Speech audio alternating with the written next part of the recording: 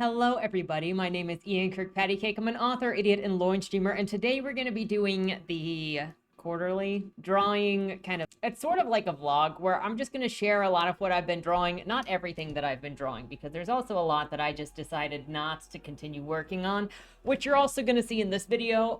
There are a lot of images that are only half done, or I kind of just I gave up on them. But there are other ones in bundles that I was just like, this is so bad. No, I hate this so much. So we're going to just kind of talk about how the first 3 months of this year have been going, where my creative projects are, like what I'm working on, what to look forward to. And then I'm going to also tell you like stories about characters as I go, as you know, is necessary, because everything that's being drawn is either going to be a character of mine or a character of somebody related to me in one way or another. Like, one of Vlad's characters is in there from when we were reading the Order of the Spirits, and theoretically I have like one for Wolf started, but I haven't. It's got line art. I need a color. I need to verify the line art, and I need to color it. But so I've got stuff that's around me in my art. And then the last thing is, because Bodymore Zero is in a fairly good state, I would like to share with you guys a reading of a couple of pages from it. It's going to be a part of, it's going to be a center part where we're going to learn about, you're going to see some of Casey's background. And if you haven't met Casey yet, Bodymore Zero is the prequel to the Bodymore series. And instead of following Joey, who's the main character of Bodymore 1 through 3, it actually follows Ralph as the point of view character, and you get to know how he became a medium.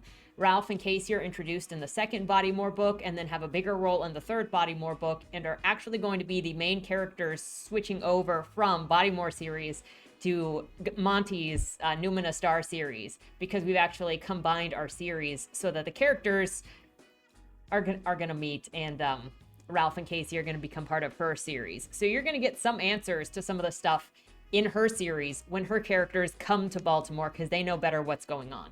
But so that's a whole big thing. We'll get into that a little bit. Today's excerpt is going to be from Casey's background, because Ralph learns a lot about Casey. We're going to learn a lot about how Casey became to be the way that he is. And I'm so excited to share this book. It feels like something special to me, but all the Bodymore books feel like something special to me, okay? And then obviously the Westies feel special to me, and the Aliens feel special to me, and the Easties feel special. So much just we're getting all up in my feels though. But I hope you're excited. I'm excited. First readers are going to be contacted probably in the next month. I'm just waiting on a couple other things. The other thing about this kind of video is not just to talk about what is going on, sort of catch up on things and how the year's been going, you know, doing vlogs with emotions and what's going on, but also to sort of share my art progress, because in late 2022, I picked up art again, and I'm not very good, but I've wanted to share just the progress and growth as I go, and I learned so much about my characters through art. It's been one of the greatest things that I've reintroduced, even as it smacks me in the face with my inability to draw. Like, I don't even know how I'm going to get to where I want to get, but thank you for coming along with me on the ride of cringe. But before we get started in the actual art show, a couple of things. First, number one, if you enjoy what I do here on the channel, please remember to like, share, and subscribe for more. Number two, if you would like to be featured on the channel, check out the links down in the description below.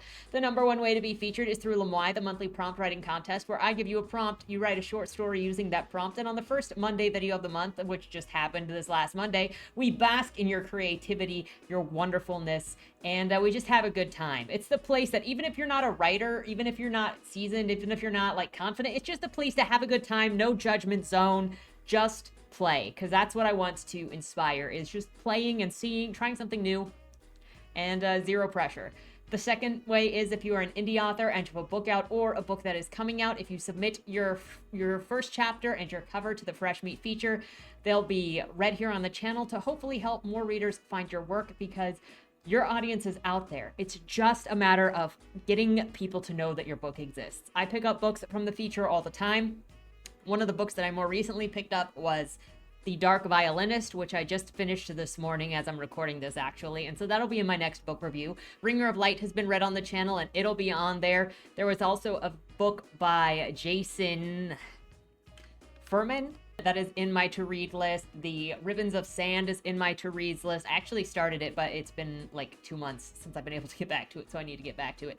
But I pick up stuff from that list all the time, and other readers will do the same if they hear your work and go, oh, Tower of Dogs I've read, So just it matters. It matters just to find you, and your audience is out there. I can assure you that. The third thing is, if you'd like to check out any of my books, prepare yourself for Bodymore Zero, get to know Casey and Ralph.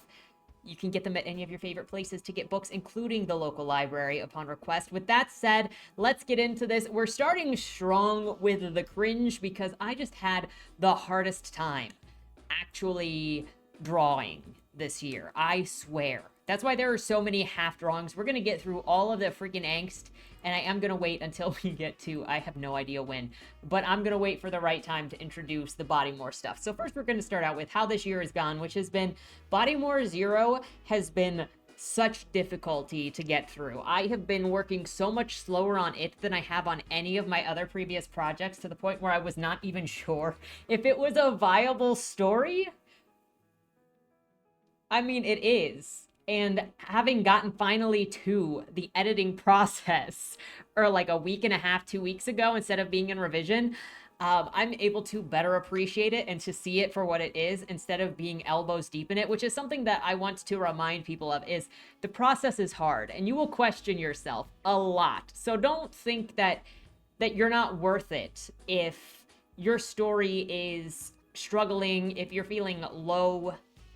Let me fix this. If you're feeling low confident about anything, it's going to be fine. You just have to get through certain parts of it, and then you can, I have learned that you can't really get into the story and understand the story for how good it is when you're working on first draft or revision. At least for me, I can't see the story clearly, and then once I'm out of that, then I can start to see it more clearly.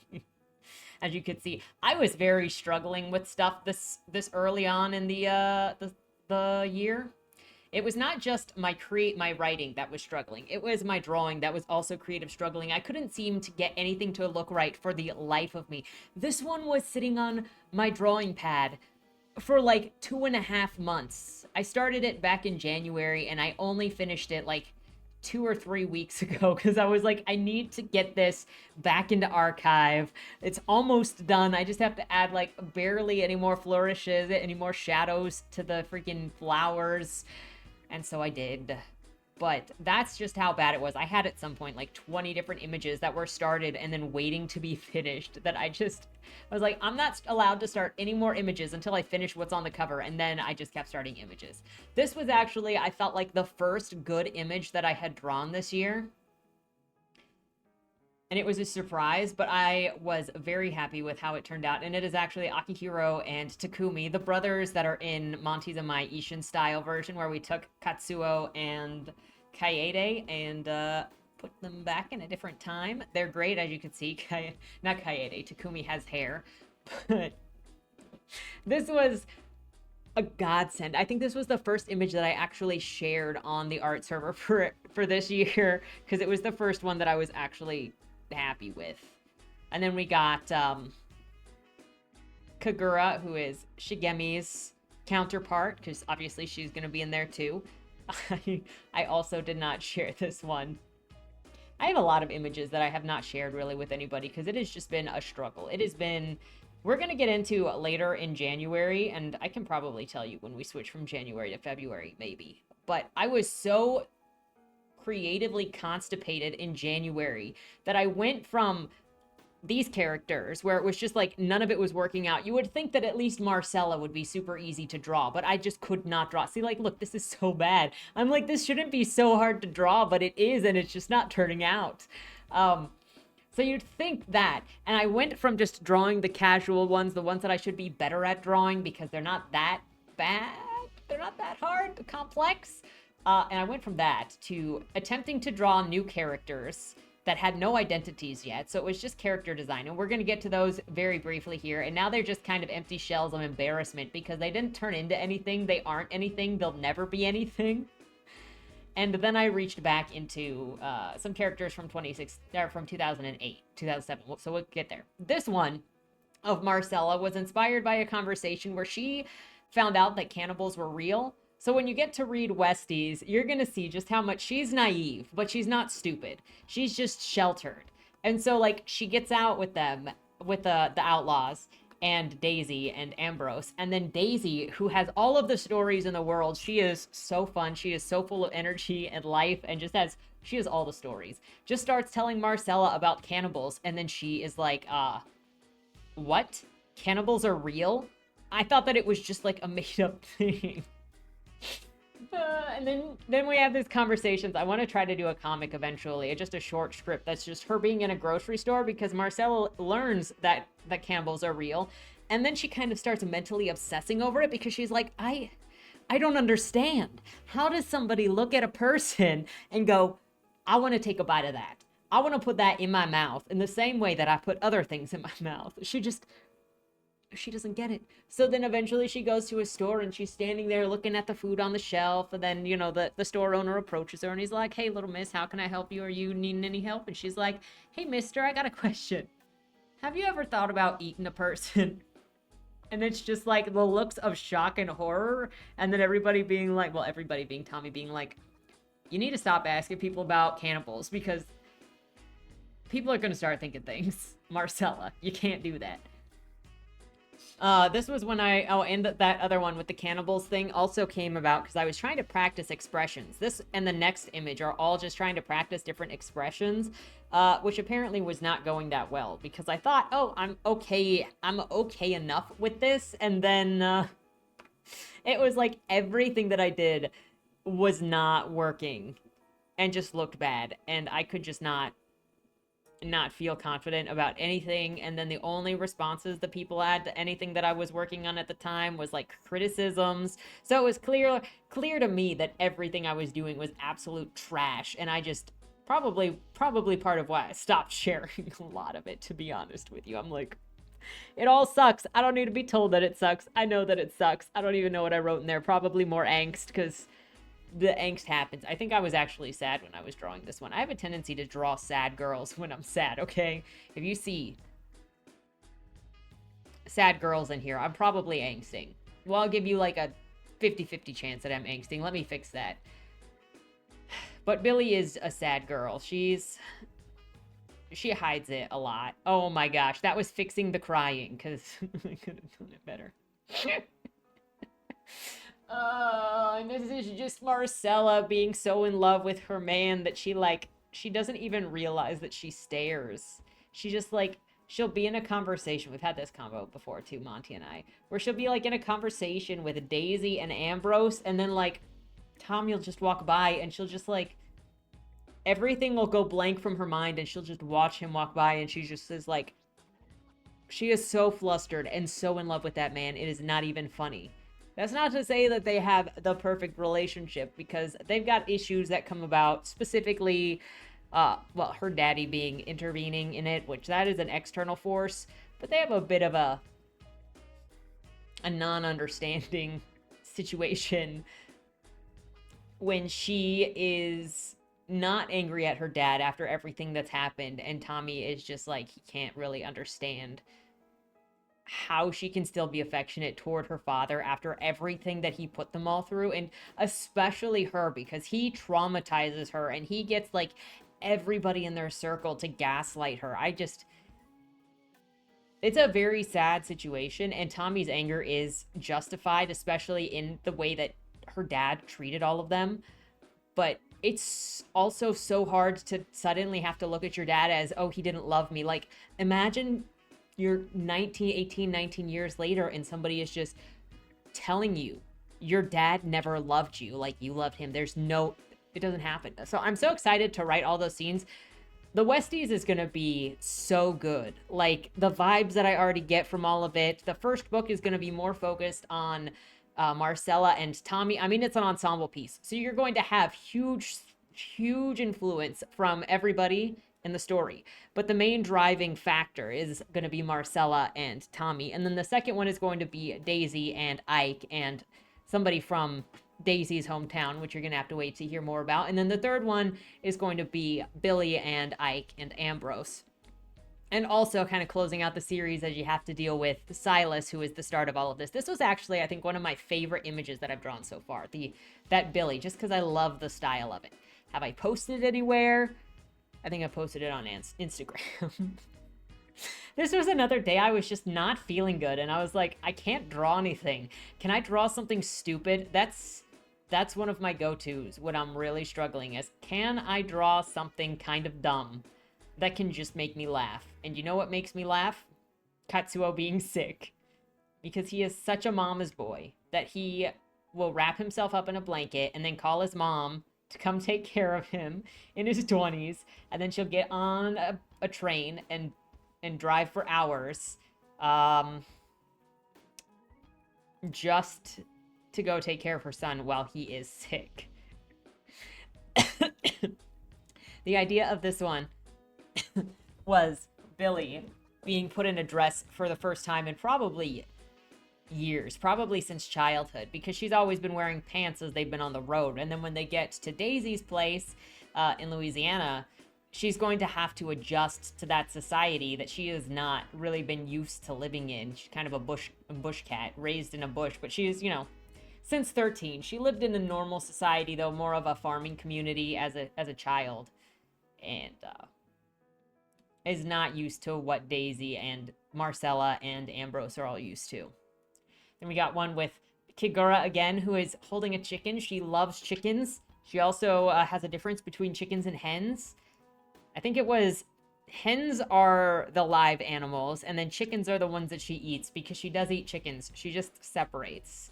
And her and Akihiro go on dates for the chicken. This is one that's half done. I haven't finished shading it, and I haven't finished putting his tattoo on, but there's a meme of Katsuo stealing everybody's clothing. So I've got one where he's wearing Daigo's, and where he's wearing Kiryu's, and where he's wearing Majima's. And so then this was him wearing Kuze's outfit.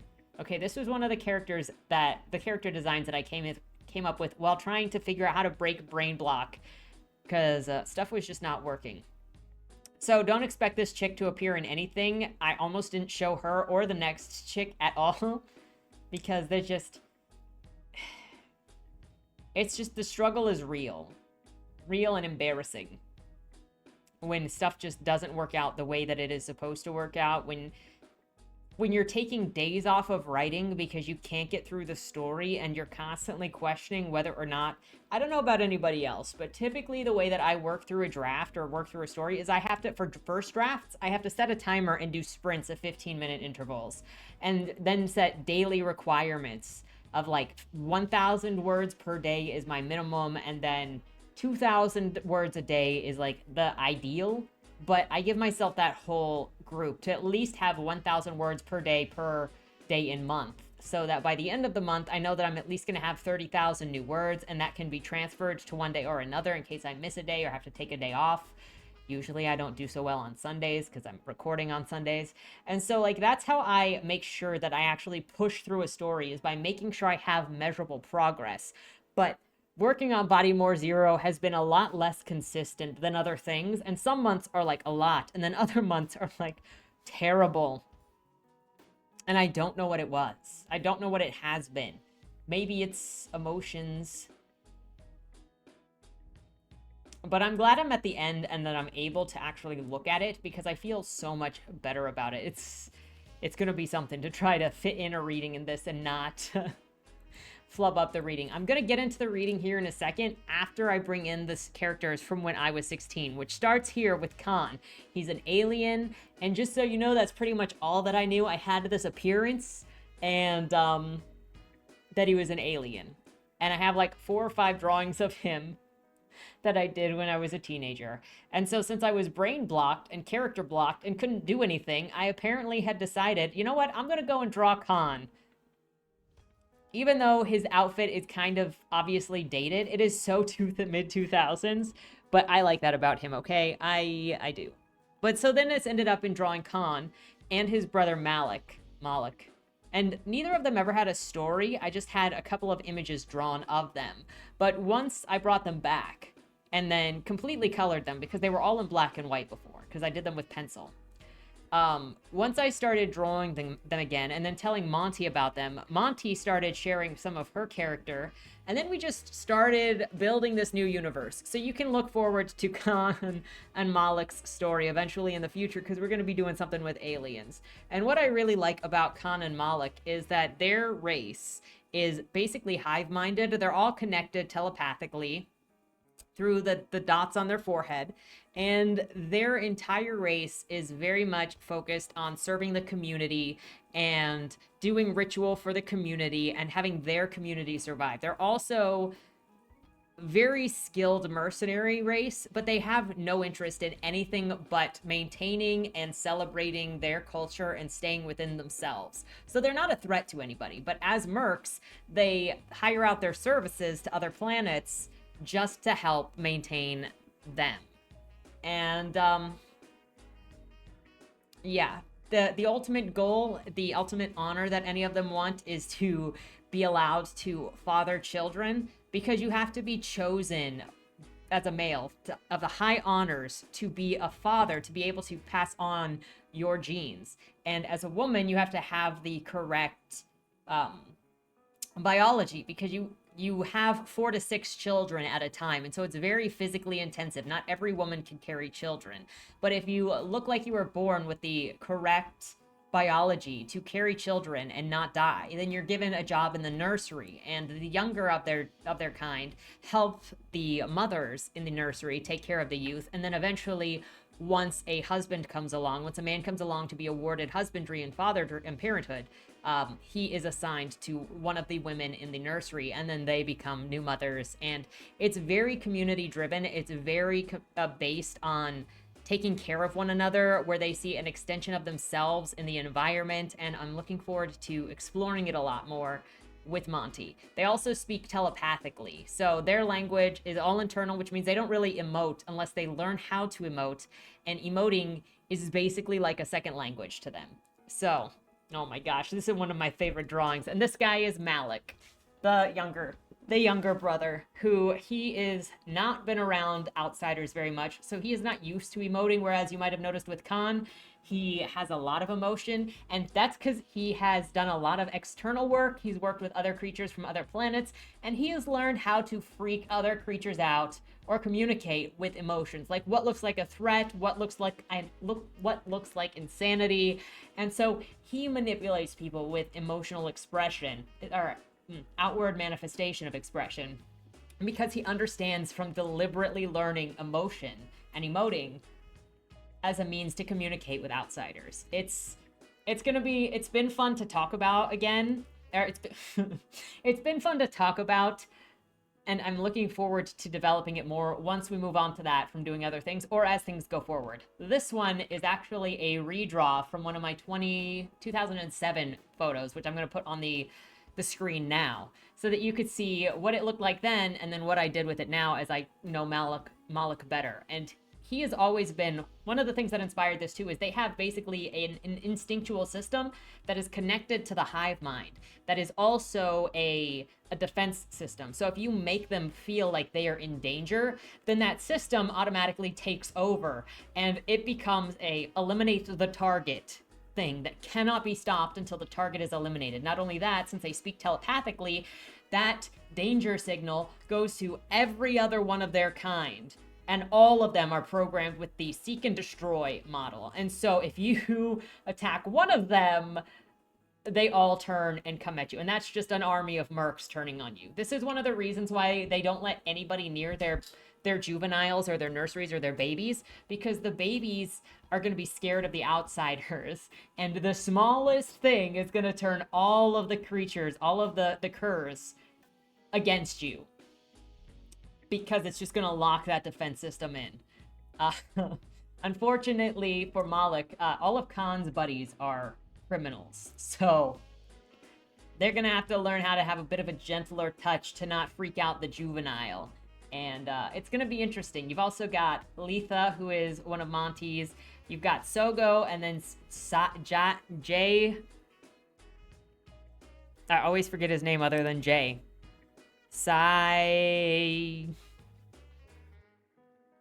Don't hate me, please. I am just bad with names. Oh no, it went into center. I'm sorry. I'm sorry for anybody who it's going to throw off that it is now in the center instead of on the side. Anyway, we got more Malik. So now that I've introduced you to these new characters, we've got Khan, Malik. They are the Kurs.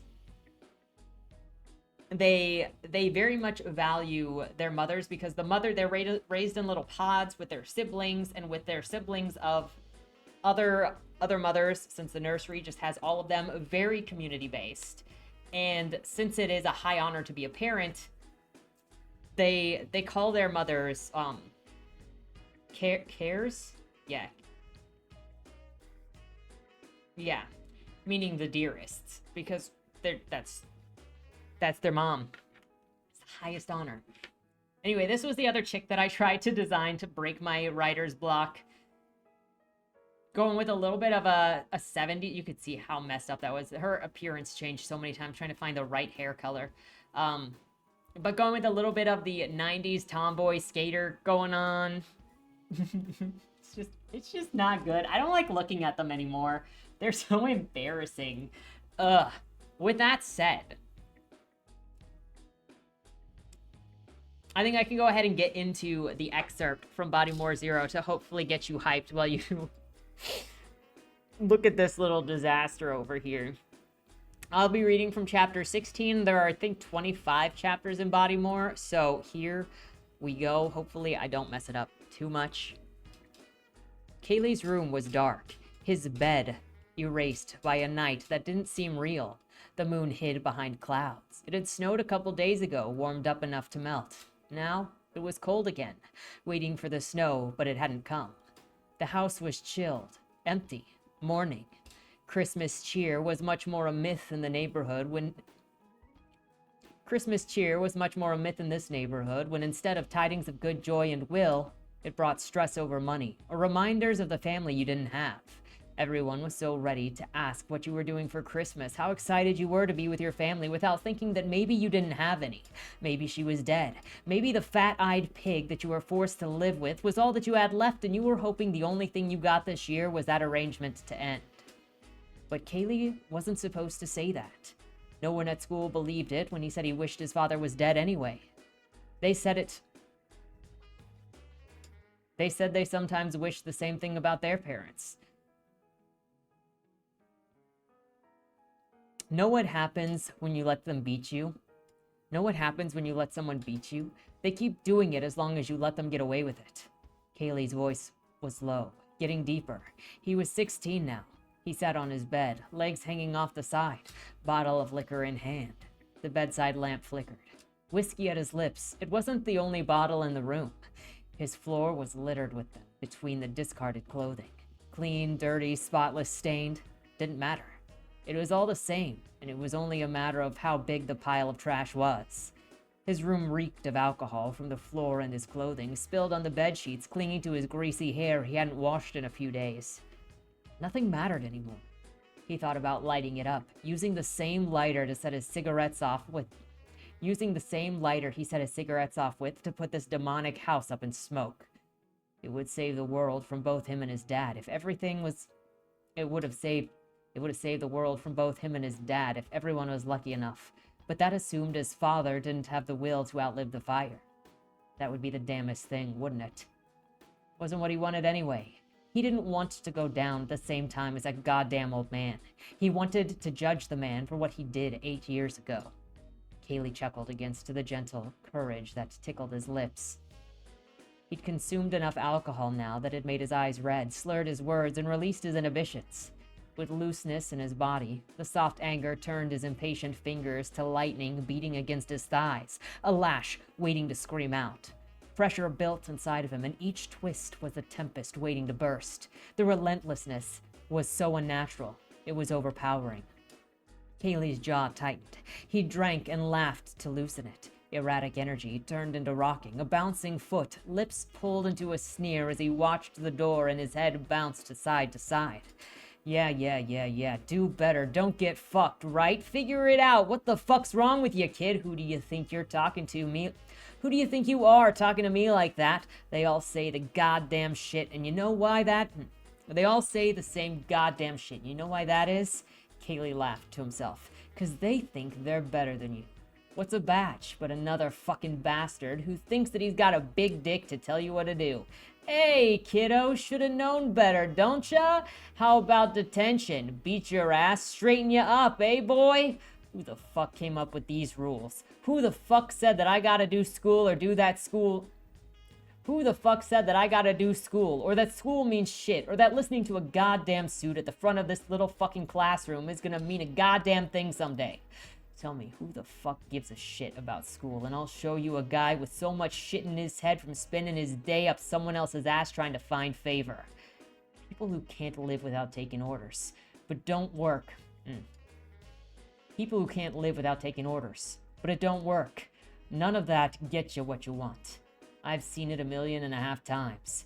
Dangling carrot, behave, you never get it. And then everyone's always looking for a bitch to take it out on. Looking for the one who won't put up a fight, who they think that they can dominate. You know 'em. You know, you show them a little bit of weakness, and they'll run you to the like tigers, then you're... You show them a little bit of weakness, and they'll run to you like tigers, and you're a fucking dog. You'll get torn apart. But I'll tell you what, I'll tell you, it ain't gonna be me. It ain't gonna be fucking me anymore. He rocked harder, talking into the bottle. His eyelids lowered. He kept watch on the door, waiting for the signal.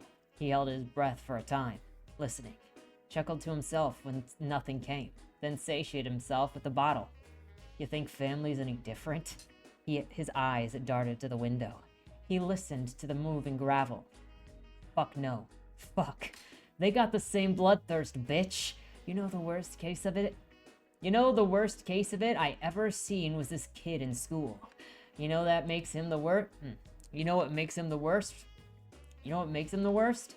He's so goddamn desperate that he lets everyone beat the hell out of him, thinking if he pays in enough blood, doing enough favors, someone's gonna want him. No one's gonna fucking take him, though. They're gonna beat him until he's fucking dead. Lest I guess that... At least he won't gotta worry At least he won't gotta worry. But no one wants a piece of shit like that around. I mean, yeah, sure. Maybe someday somebody will want...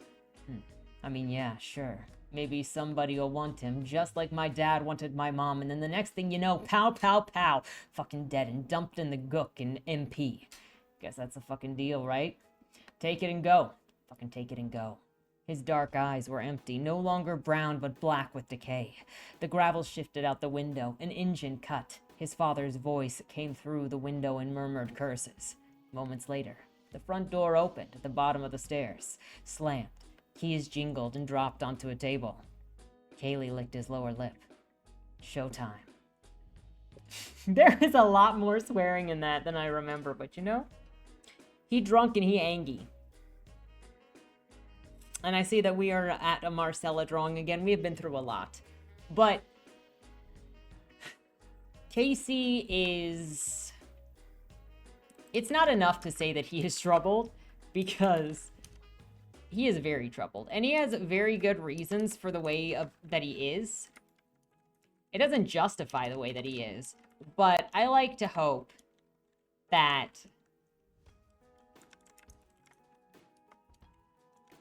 when you read him,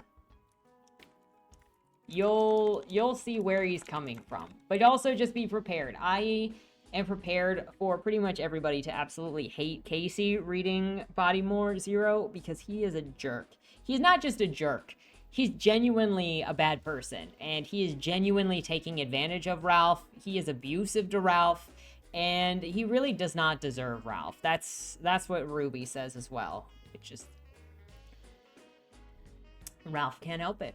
Ralph loves him. And what do you do when you are so in this toxic relationship that you are actually enabling somebody's really bad behaviors, and because you don't want to risk losing them? And that's kind of what you're going to see in Bodymore Zero, is just how much Ralph cares about Casey and how much he covers for Casey, despite other people trying to help him. It's kind of one of the more interesting things with Bodymore Zero was exploring how different it is from Joey's perspective. So if anybody is familiar with Joey, She's very depressed. She's suicidal for parts of it. And she's got a lot of anger and resentment in her heart. If you look at Ralph, he is very giving, he's very kind, he's very gentle, he's very hopeful. No matter what he's been through, he constantly hopes that he can find a family. That's the only thing he wants, is he wants a family, because he was basically born an orphan. And he never gives up hope no matter what happens to him. You also get kind of the opposite situation in Bodymore Zero. So as in the main series, because you have Jag and Joey's set up, if you know what I mean, by the end of book 1. And Bodymore is swapping that, or Bodymore Zero is swapping that because of Casey's situation. If you're familiar with Bodymore 1 through 3, you know what happened, you know what Casey's status is.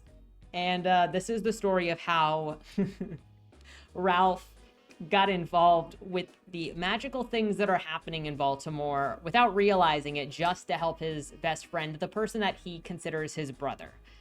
And so there is something much bigger going on in Baltimore than Joey could ever have imagined. And so you get a peek at it. Some of the characters in this book actually appear in Bodymore 3, because Bodymore 3's got a little bit more fingers in the Numenous Star world. This book definitely has many more fingers in the Numenous Star world, where it's setting up characters that are in Monty's prequel, and then it's setting up characters that'll be in Grief Eater, which are the second book in her series. And it's going to be really interesting and fun to explore going forward. Right now, she's working on the first book, which is not set anywhere near Baltimore. But there are references to Bodymore and Bodymore characters in that book, as you'll kind of get an idea how that works from reading Bodymore Zero, because there is something much bigger going on than any of them can actually tell.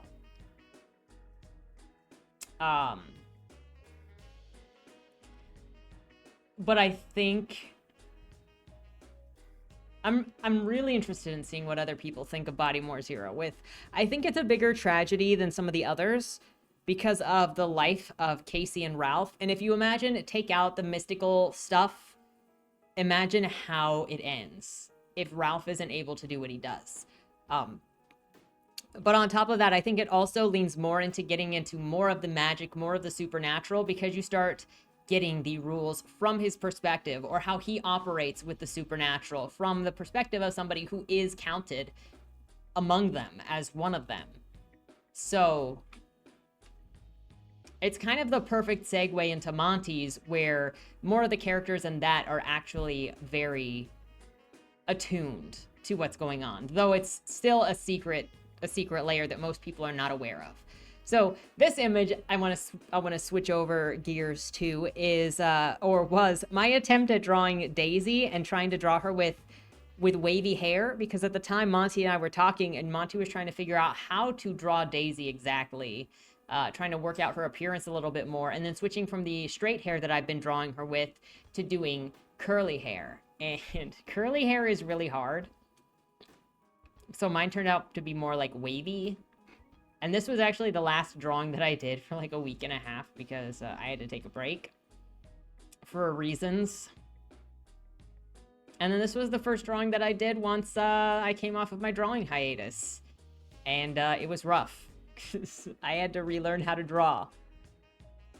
Does anybody else go through that? And I just wanted to draw something fun and kind of very stylized. And then I'm not even sure if this is actually stylized or if it's just bad, because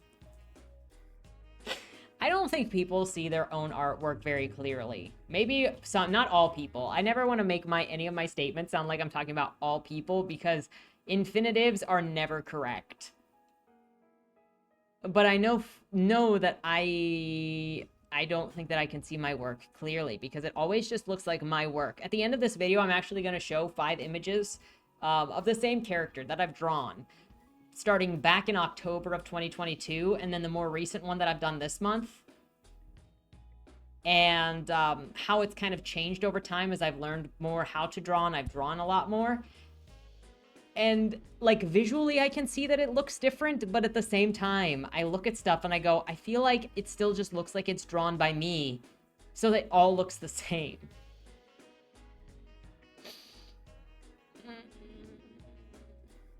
You know, sometimes I pick a random pose to try and draw, and it turns out better than I think it's going to. Like with that hand, I'm actually pretty happy with the hand in this one.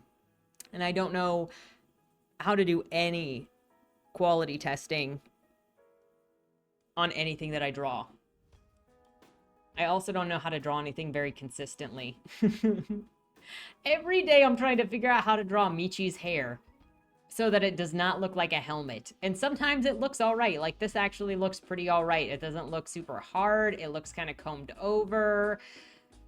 It's not the worst that her hair has ever looked. There have been worse versions of her hair in this, but it's not the best that her hair has ever looked either. I have some images from last year that look, the hair is on point for me.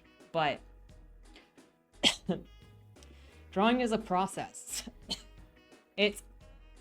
That's something that I also want to remind people of, is that it can, oh my gosh, this was Daisy. This was drawing Daisy's hair, all cute and curly.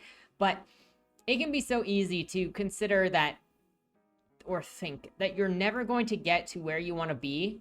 And I think I want to say it's easier to feel that way when you're drawing because you can look at it and immediately be like, oh, but I feel a lot when I'm writing. And it does just take patience and consistency and knowing that as you go, as time goes on, you will get closer and closer to your goal. It just takes time. And I'm kind of going through that right now. I think it was just like the other day that I was telling Monty that I don't think that I will ever be able to draw to a certain level, to a level that I will be happy with. Because I just hate everything that I do. It doesn't look the way that I want it to look, and that makes it difficult. But at the same time, like, I'm happy with the way that I write, but at the same time, when I'm working on a project, when I'm in a draft, I can't tell the quality of the story, and I end up hating it so much more than when it's actually legit. When it's legitimately finished. Look, I'm sorry, my thoughts kind of end halfway when I'm trying to focus on multiple things. I'm a little smooth brain. Ugh. See, I can't even draw Casey the way that I want to draw Casey. So I can only just keep trying until I get closer to being able to draw and characterize the way that I want to. Marcella is the one that, she came out, she knocked on my brain one day, and she's just like fully formed with the way that she looks, with her cute little personality, with her hair exactly the way that it is. If you go back to last year when I was first talking about the birth of the Westies, Ike and Billy both looked different. I mean, they had the same color schemes. They had the same eye color. They came with a color palette. Like, they appeared in my head with their name, and their color palette was their business card. And then it just became learning their personality, which helped define what they looked like. And there were more and more drawings helped define those things, but also working with Monty and having the other half of that cast start to form is what allowed the twins to become what they needed to become. And that couldn't have happened without Tommy. And without Tommy, Marcella couldn't have been born. And without Marcella, all of the other characters couldn't have unlocked their potential to become what they became. It's a story. I'm trying to work on how to craft the telling of how the Westies were born and the struggles that went through that. Because development, character development, appearance development, story development, at least for me, are not a straightforward situation. Even with Bodymore Zero, oh my gosh, I'm trying to think. I struggled through so much cringe to make Bodymore Zero work. And even in my last revision, I added a new chapter, which I actually think is a very important chapter, and somehow I got through 2 other versions of this book without having that chapter in it. And I don't know how. Also, the candle kept moving in and out of things. It's an interesting situation to watch how your story develops, and I'm also looking forward to what people will say in my beta readers that'll help me point things out, because I had a beta reader for Bodymore 3 who pointed out some of the scenes that Rocky was in that he kind of just disappeared. He came in and out, and he wasn't really contributing to that story, and it just made that person question why Rocky was even in the scene, because he wasn't a contributing factor. And her saying that was enough for me to be like, you know what? You're right. He's not doing anything in this scene. And so then I started pulling him out of those scenes, and those scenes were made stronger. There was, when I was working on Bodymore 2, I actually had to skip the last almost 2 chapters and then just go to the very last chapter. And then start all the way over because I had to change chapters like 2 and 3 in order to find what chapters 17 and 18 or whatever it was were going to be. I think this is unrelated to how story development goes. I think this is one of my favorite pictures that I've drawn of Malik because it feels so on point for his character. He's so cute. They're just grayscale with green, but I don't know. I love it. They feel so unique, and they all look like, all of their kind look like this. And like his little braids and his little green eyes. The green circles in their eyes come when they're analyzing and when they're targeting. So if they're having to like think really hard about something and they're like observing a person and trying to determine the frick they're saying, the green eyes will come out. Or if they've targeted you, like if the battle system is engaged, the battle system is also going to be the threat assessment mode. So with those eyes come out, you want to consider your words carefully. This was trying to practice emotions again, expressions, while drawing one of the characters that is supposed to be the most easily consistent character that I have. Marcella turns out different every time that I draw her, I swear. And this was not the expression that I was going for, and then still, it's so depressing. So, I was initially so hopeful that I was like, I can do this. I am looking right at this reference. I can freaking draw her correctly and make this cute like it's supposed to. And then she just looks like, what is this? Oh, no. As you can see, there are a lot of aliens that have happened in March. This is like all March. Because it was that Michi. That stylistic Michi that was the beginning of March. Or the first drawing in March, I should say, because I was on a drawing hiatus at the end of February. And then it's just been... I don't know why I had to do this with Khan's hair. It is both the most obnoxious... Khan's entire character design is obnoxious. Just in how unique and torn up his outfit is. Because he's got all of the pins all over everything. Oh, here we go. This is one of my better pictures of Khan, too. Other than that chibi from forever ago. Because I really, really like the mood in this one. I initially was going to do this pose as Katsuo. But then I started drawing it and I was like, nope. This feels like Khan after you've engaged Khan in a battle. And I think it actually turned out pretty well. All things considered. By all things considered, I mean my skill level considered. Those green eyes make a huge difference. Oh, I think I was reading Not Drunk Enough at the time that I was working on this, or shortly after working on this, so then I started mixing the reds and the blues in that background, which is, I feel like, helped it give it a little bit more of a dynamic. Oh no. He sticks his tongue out a lot. I'm sorry. I don't know why that is. I think it's because it freaks people out. It gets a reaction. Oh no. Does that look better without the nose? No. I need to figure out a better way to do his jagged hair. And yes, his hair is jagged on purpose. He did it on purpose. It gives him another sense of insanity that people don't seem to be able to place whether or not he is a danger to himself or others. Oh, and then we got Casey. Have you ever heard the song Mother Mother? I should say Mother Mother's It's Alright. That is a Casey Ralph song that I have more recently. I've known that song for a while, but hearing it again recently went from Cain and Abel song to Casey and Ralph song. It's very perfect. He's got rock star energy. I hope you're ready.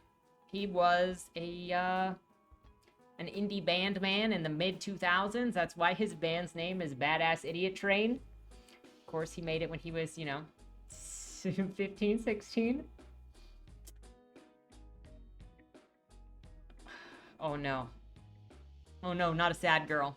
I can actually tell you, I was drawing this one absent-mindedly while watching the Nickelodeon documentary with Monty late in the night. And I've just wanted to draw Billy, but also struggling to draw Billy, as you do.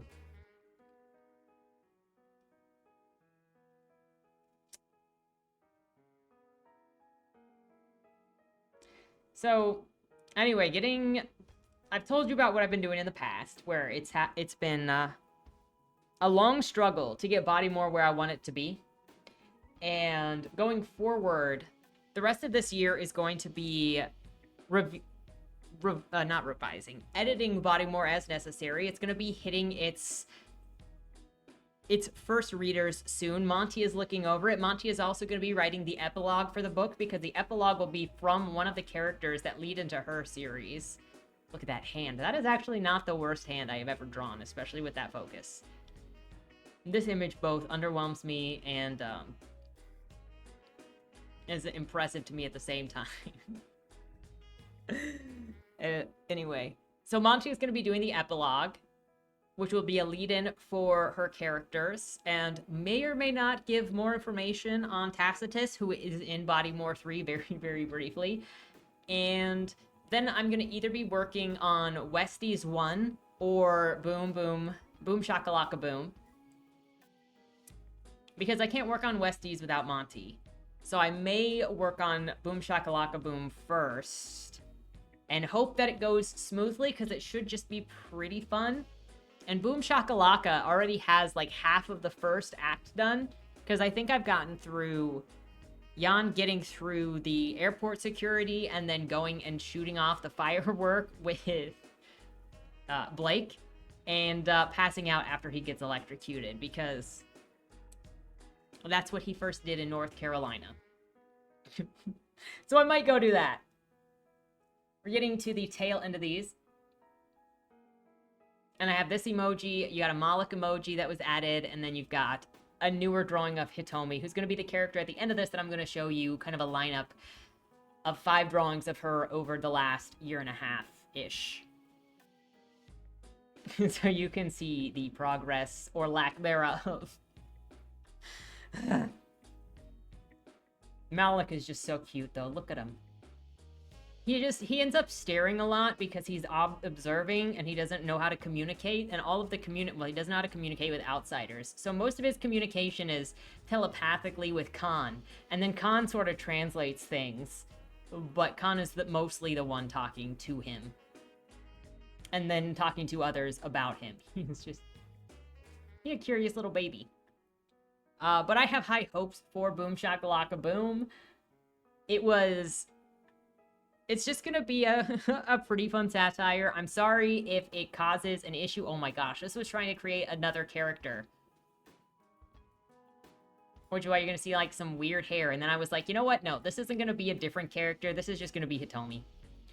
But Boom Shakalaka Boom should be fairly chill. It might be cursed like the first Boom. By the time it comes out, perhaps it'll be predictive again, which...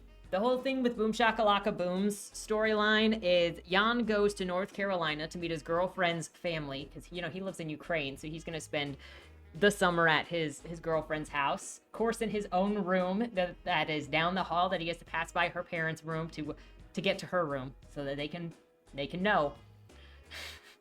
And so they go to a national park in North Carolina to shoot videos, as Jan does, because he is a fireworks man. And... oh, we're at the end here. And when he sets off the fireworks, it accidentally turns into an EMP. I don't know exactly what he was expecting when he put together paper clips and a car battery and whatever else I had him put together. I don't remember. It's been a while. I think there's a Rage Shadow Legends meme in there as well, because he's a YouTuber. Of course he's got a Raid Shadow Legends, except not Raid Shadow Legends in there. And so he sets off an EMP that shuts off like a fourth of the East Coast's power, and the United States government thinks that China is attacking, and the feds go to the house that Jan is staying at, and obviously Blake's dad he's a vet, and he's very, very anti-government. Like, his name is Michael McMichelson, and he lives in a cul-de-sac out in the woods in North Carolina around a couple other vets. You know, they all got the trucks, they all got the khaki pants, they've got I think he's wearing a shirt at the airport when he meets Jan that says, like, Gun, God, and Grill. He's that guy. And so then, like, the feds are gonna come to the door looking for Jan, and he's gonna start harassing the feds, and he's gonna be, like, stepping out on the porch as, you know, his kid and Jan are running out the back door. He's gonna be like, how many federal agents does it take to screw in a light bulb? I don't know, we can't even figure that out because instead you raid Ruby Ridge and kill everybody. He doesn't play with the feds. He also doesn't play with commies, and he thinks that Jan is a communist because he's Ukrainian, and the dad is making some generalized statements, we'll say. But Jan, the government also hates Jan, so Blake's dad is going to end up liking Jan because it's all going to work out. So I might work on that. It might be a really fun break and then go and work on Westies because that'll give Monty more time, no pressure to work on Numina Star. And I don't want her to feel left out of Westies. So we'll see. We'll see. It could be the perfect time to work on Boom and then have that predictably hit us next spring. With that said, let me know if you are working on something, whether it is a video game, if you are a writer, if you are a visual artist of any kind. What are your goals for the next couple of months? What are you working on? What did you complete in the last 3 months? So we can all just, like, bask in what you have completed. For me, this is what I wanted to say. Here are the 5 images of Hitomi from the last year and a half so that you can kind of see my cringe. And hopefully I will get closer to whatever it is I will be visually, artistically wise and not lose all faith in myself. It is just a long process and it takes a lot of work. Like in 2023, last year, I drew over 300 images. This year, I've already drawn about 70 and I could be doing better if I was, stopping to do classes like on YouTube or something, but I just want to draw my characters and it's pretty bad. Because I know I could probably be improving differently if I was doing things differently. But I also I am brain rotted with my characters, with Monty's characters. I don't want to do anything else. Anyway, let me know what your plans are for the months coming forward. With that said, have a great weekend and don't die. Was that Wayland Cross in the trunk? Do you know, or is that something that's still being figured out? The person in the trunk was not Wayland Cross. Is he in trouble? We don't know who did it, but as the owner of the car, the longer he's missing, the worse it looks for him. Cross isn't a killer. For the last couple of years, the average number of murders in Baltimore has been over 300, and it's been going up. Mind you, that's only whatever the badges count as official murder, and believe me, there are people that don't count when they die. Wayland? If you're down here, tell me. I'm not talking to the badges, I've been looking for you. They found a body in your trunk. Why? Did you do that? To the left, plain black letters read along the wall, You walked in the corridor. Once that ends, you chose the dark is on the right. My vision goes blurry, flickers black and black for longer intervals until I can't see anything at all. I'm not screaming anymore, but my voice echoes back to me. Where the hell am I? You're dead, Josephine. Even smart people do stupid shit sometimes, right?